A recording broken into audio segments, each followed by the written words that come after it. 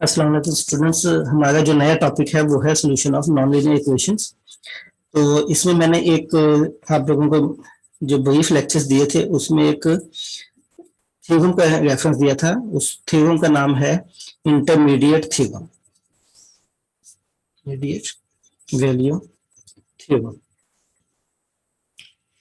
इसमें ये होता है कि देखें, पहले तो ये थोड़ा सा ब्रीफ मैंने पहले भी किया हुआ लेक्चर्स के अंदर, थोड़ा सा दोबारा बता देता हूँ कि अगर फर्ज करें हमारे पास कोई भी x square minus x minus 6 equal to 0 है, तो आपको ये कहा जाता है, क्वेश्चन ये है कि find the value of x of equation. एक तो ये क्वेश्चन बनता है इसका कि अगर आपके पास कोई इक्वेशन है तो आपको कहता है कि एक्स की वैल्यू निकालें, या इसी चीज को मैं इस तरह भी कह सकता हूं कि find the solution of equation. तो इस इक्वेशन का जो सोल्यूशन निकाला जाएगा वो भी, उसका भी मतलब यही बनेगा कि इसके अंदर जो वेरिएबल आ गया एक्स, उसकी आप वैल्यू निकालें और वो वैल्यू जो उसको क्या करे, सेटिस्फाई करे, यानी कि एक्स की ऐसी वैल्यू निकाले वो जब हम यहाँ पे पुट करें तो लेफ्ट और राइट साइड के आ जाए, इक्वल हो जाए। तो ये भी इसको कहा जा सकता है। ये भी कह सकते हैं कि find the value of x of the equation, क्योंकि इसके अंदर एक्स आ रहा है। और ये भी कहा जा सकता है कि find the solution of the equation, यानी कि इसका सोल्यूशन निकाले। उसका भी मतलब यही होता है कि एक्स की वैल्यू निकाले। इसके अलावा ये भी कहा जा सकता है कि find the root of the equation, find the root of the equation. तो उसका मतलब भी यही है कि रूट का मतलब भी यही होता है कि आप सोल्यूशन निकालें। ठीक है, रूट का जो मतलब होता है वो भी यही है कि आप इसका सोल्यूशन निकालें। तो ये तीनों का मतलब एक ही है। पहली बात तो मैंने ये बतानी थी आप लोगों को कि अगर कोई भी इक्वेशन है तो उसका जब सोल्यूशन कहा जाता है, या find the value of the x कहा जाता है, या find the root of the equation कहा जाता है, तो उसका मतलब यही होता है। अच्छा, उसके अलावा दूसरा पॉइंट जो था वो ये था कि ये भी कहा जा सकता है कि find the positive root of the equation, या कहा जा सकता है कि find the negative root of the equation. तो उसका मतलब ये होता है कि इसमें जो एक्स की वैल्यूज निकाली जाएंगी तो वो पॉजिटिव वैल्यूज भी निकल सकती है, नेगेटिव निकल सकती है। जैसे अब मैं अगर इसको सॉल्व करता हूँ अगर मैं इसको सॉल्व करता हूँ फैक्टराइजेशन वाले मेथड से, तो आई थिंक कि इसका x माइनस 3 और x plus 2 equal to factorization बनती है, और इसके जो आंसर्स निकलते हैं वो एक 2 निकलता है और एक -3 निकलता है। अगर तो वो सिंपल बात करता है कि find the root of the equation, तो फिर तो आपने ये सारे निकालने हैं, पॉजिटिव भी और नेगेटिव भी। और अगर वो कहता है फाइंड द पॉजिटिव रूट, तो आपका आंसर जो होगा सिर्फ 2 होगा, क्योंकि ये पॉजिटिव है। और अगर वो ये कहता है फाइंड द नेगेटिव रूट, तो फिर आपकी जो वैल्यूज होंगी, एक्स की जो वैल्यूज होंगी वो नेगेटिव होंगी, फिर आपकी पॉजिटिव वाली वैल्यूज नहीं होगी। दूसरा पॉइंट तो इसके अंदर ये हो गया। अच्छा, अब ये जो सोल्यूशन निकाला मैंने, ये मैंने फैक्टराइजेशन से निकाला है। ठीक है, यही सोल्यूशन आप मैंने फैक्टराइजेशन से निकाला है, यही सोल्यूशन आप कंप्लीटिंग दी स्केल से भी निकाल सकते हैं। ठीक है, कंप्लीटिंग दी स्केल मेथड से भी निकाल सकते हैं। यही सोल्यूशन आप क्वाड्रेटिक फार्मूले से भी निकाल सकते हैं। तो ये डिफरेंट किस्म के मेथड्स हैं, और ये सारे मेथड्स क्या हैं, एक्चुअल है। सारे मेथड्स क्या हैं, एक्चुअल मेथड्स हैं। ठीक है, और ये आप लोग सब पढ़ चुके हैं। अच्छा, हम जो पढ़ रहे हैं, हम न्यूमेरिकल एनालिसिस पढ़ रहे हैं, तो न्यूमेरिकल के हमने पॉइंट ऑफ व्यू से देखना है। अच्छा, अभी मैं एग्जैक्ट के पॉइंट ऑफ व्यू से बता रहा हूँ। अच्छा, ये जो हमने सोल्यूशन निकाला है x इक्वल टू 2 और -3, बाद दफा ये भी कह देता है कि फाइंड द सोल्यूशन सेट। तो सोल्यूशन सेट क्या होता है कि जो सोल्यूशन होता है उसको हम सेट की शक्ल में लिख देते हैं, बस, और कोई वो नहीं होता है। अच्छा, अब ग्राफिकल मीनिंग भी होते हैं,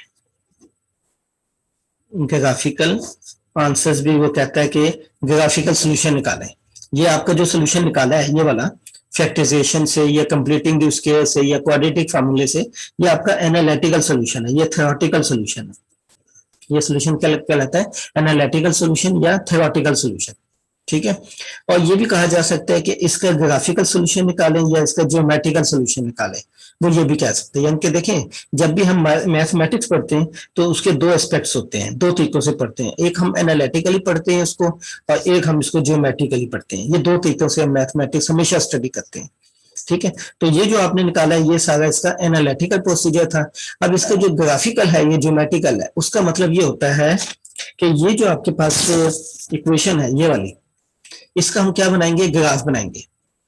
और ग्राफ के लिए तो हमें, आपको पता है कि y इक्वल टू फंक्शन चाहिए। मैं फिर थोड़ा सा पिछला रेफरेंस दे देता हूँ कि जैसे अगर y equal to x plus two है, आपको कहा जाता है कि इसका ग्राफ बनाए।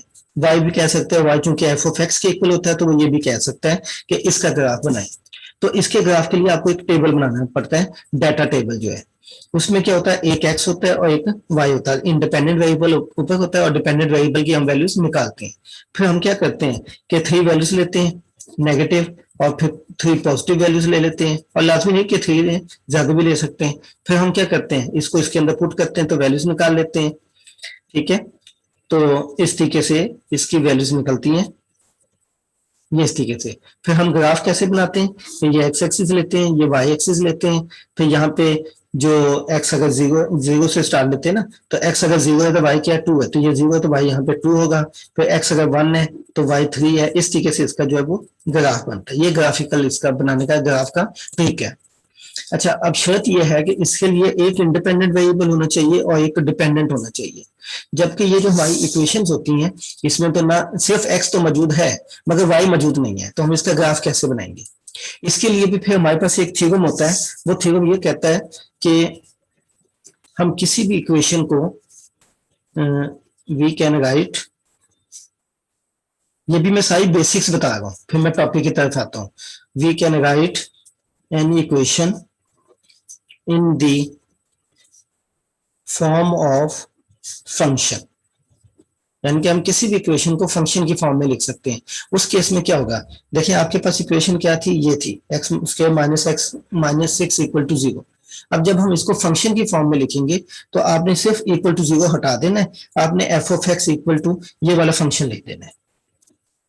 ये हम इसलिए करते हैं कि हमने ग्राफ बनाना होता है, तो हम ग्राफ इसी की मदद से बनाते हैं। उसके लिए हमें y चाहिए होता है, तो चाहे आप इसको एफ ऑफ एक्स की फॉर्म में लिखते हैं या चाहे आप इसको y की शक्ल में लिखते हैं। मगर एक चीज का और भी ख्याल रखिएगा कि अगर आपके पास इस तरह की चीज हो, एक्स उसके minus x equal to minus 6 हो, तो फिर आपका जो एफ ऑफ एक्स बनेगा वो ये नहीं बनेगा कि एक्स उसके माइनस एक्स। पहले आप इस सारी टर्म्स को एक साइड पे लेके जाएंगे, राइट साइड पे 0 बनाएंगे, तो फिर आपके पास जो फंक्शन होगा वो आपका बनेगा। ठीक है, तो ये भी चीज का ख्याल रखिएगा कि राइट साइड पे 0 होगा तो जब लेफ्ट साइड पे फंक्शन होगा वो सारा का सारा हम इस शक्ल में लिख सकते हैं, एफ ऑफ एक्स या वाई की शक्ल में लिख सकते हैं। क्यों लिखते हैं, क्योंकि अब हमें इसके लिए डाटा टेबल बनाना पड़ेगा और इसका ग्राफ बनाना पड़ेगा, और इसके ग्राफ अब बनाना हमारे लिए आसान है। ठीक है, इस तरीके से फिर हम वो ग्राफ बना लेते हैं। तो याद रखिएगा किसी भी इक्वेशन को हम फंक्शन की फॉर्म में लिख सकते हैं। अच्छा, अब आते हैं ज्योमेट्रिकल आंसर्स की तरफ। ज्योमेट्रिकल आंसर जो मैं कहेगा था कि एनालिटिकल आंसर भी होता है, एनालिटिकल सोल्यूशन भी होता है, ग्राफिकल या ज्योमेट्रिकल सोल्यूशन भी होता है।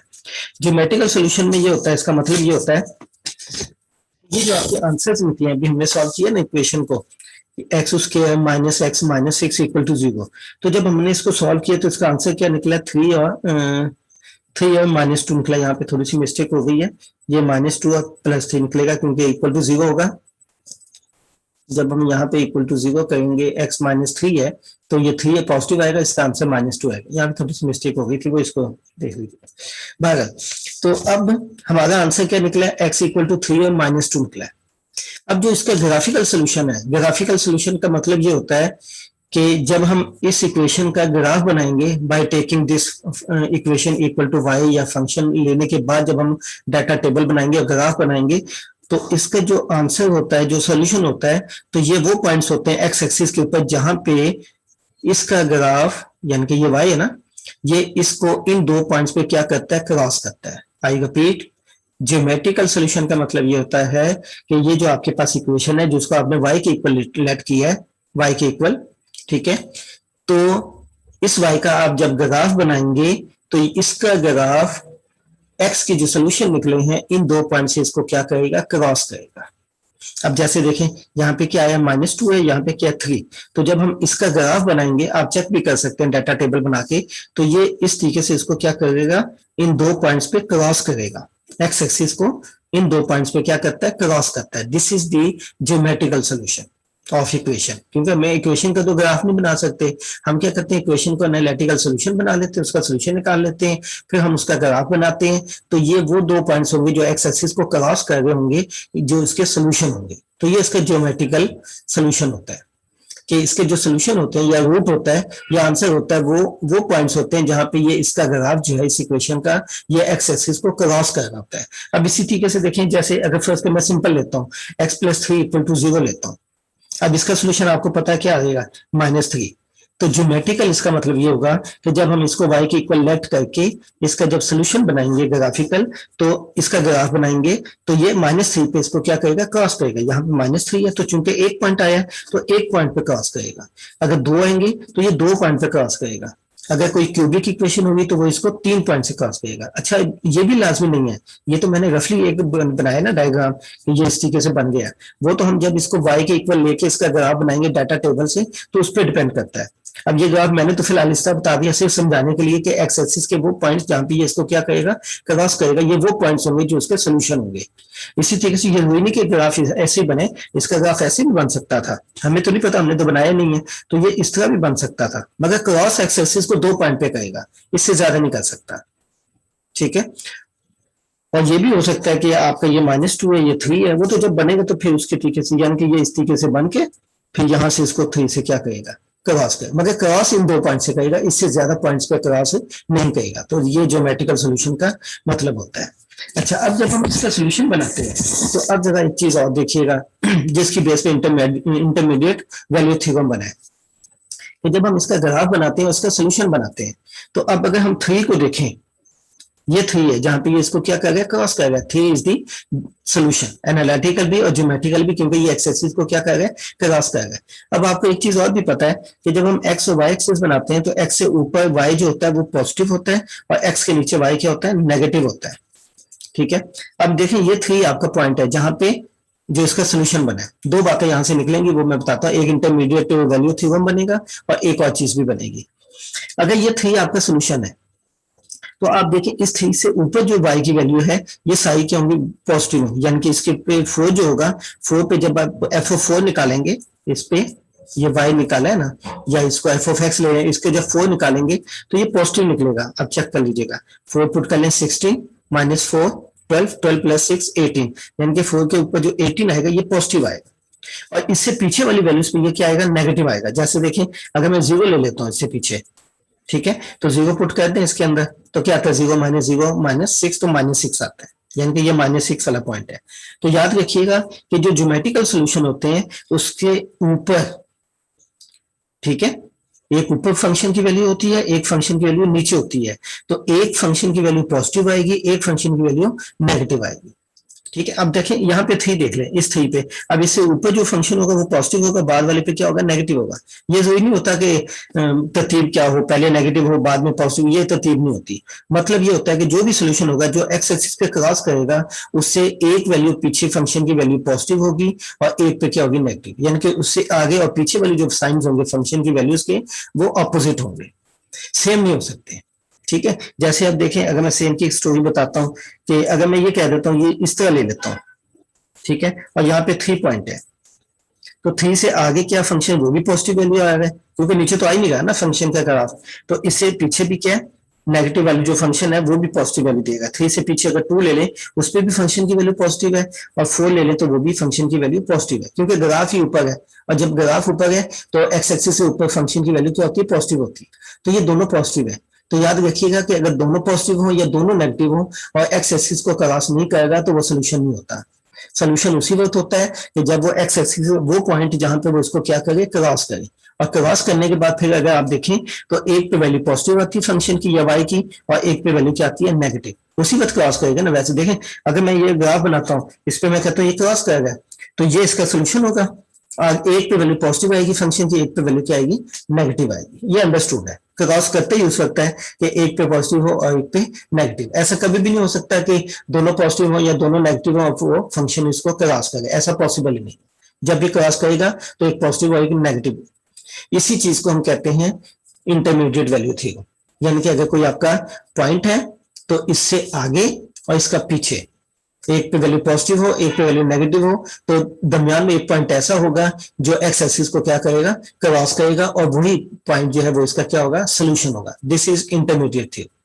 अच्छा, अब ये 3 नहीं, -2 पे भी देख लें। -2 पे अगर पीछे वाली वैल्यू पे फंक्शन निकालू -3 पे, तो यहाँ पे फंक्शन तो ये बनेगा ना, ये हाइट बनेगी, तो ये पॉजिटिव है। और -2 से आगे देखें, ये क्या आ गया, नेगेटिव आ गया, y की वैल्यू नेगेटिव आ गई। तो फंक्शन की वैल्यू पॉजिटिव और नेगेटिव हो सकती है। अब इंटरमीडिएट वैल्यू थ्योरम जो मैंने लेक्चर में बताया था, वो देखिए वो क्या कहता है। अब वो ये कहता है कि if f of a and f of b has opposite sign in equation, यानी कि ये आपके पास कोई इक्वेशन है, ठीक है, ये इक्वेशन है या ये फंक्शन है, क्योंकि हम इक्वेशन को फंक्शन की फॉर्म में भी लिख सकते हैं। ये इक्वेशन है या ये फंक्शन है, ठीक है, तो यहाँ पे इक्वेशन भी है लिख सकते हैं और फंक्शन भी कह सकते हैं। तो अगर इक्वेशन और फंक्शन में किसी जगह पे फंक्शन की वैल्यू किसी पॉइंट पे ए पे और बी पे साइन के आ जाए, अपोजिट आ जाए, then there exist a solution between A and B, क्योंकि हम तो एक्स की वैल्यूज निकाल गए ना, तो ये जो अंदर वाला पॉइंट होता है ये एक्स की वैल्यूज होती है, ठीक है। अब जैसे देखें, मैं एग्जांपल देता हूँ, ये एक्स है, ये वाई है। अब यही वाला पॉइंट ले लेते हैं। अब हमें ये कुछ भी नहीं पता, आप सपोज करें कि हमें अब ये कुछ भी नहीं पता कि इसका सोल्यूशन कैसे आए, सिर्फ हमारे पास ये इक्वेशन है, हम इसका चेक करना चाहते हैं कि इसका सोल्यूशन कहाँ पे एग्जिस्ट करता है। अब देखें, एक्स उसके -6 है, हमने इसको वाई की शक्ल में लिखा। अब 0 अगर मैं पुट करता हूँ तो आंसर क्या आता है, -6। 0 लेते हैं तो क्या आता है, -6। वाई की वैल्यू को चेक करना है, क्योंकि वाई की वैल्यू देखें, वाई की वैल्यू एक दफा पॉजिटिव आनी चाहिए, एक दफा नेगेटिव, तो उसके दरमियान में आंसर लाई करेगा, ठीक है। अब जरा चेक करते हैं, एक 0 लिया मैंने तो -6 आ गया, 1 लिया, इक्वेशन ये है, एक्स उसके -6 इक्वल टू फंक्शन की फॉर्म में y है। अच्छा, 1 लेते हैं तो -6 आ जाता है, 2 लेते हैं तो 4 - 2 2 -4 आ जाएगा, 3 लेते हैं तो 9 - 3 6 6 - 6 क्या आ गया, 0, ठीक है। तो अब ये 3 क्या आ गया, 0 आ गया। अब एक और क्वेश्चन लगा लेते हैं, एक क्वेश्चन और लेता हूँ कि फर्स्ट कहीं वो आपको कहता है कि इसका सोल्यूशन निकालें, cos of x -13x equal to 0 का सोल्यूशन निकालें, ठीक है।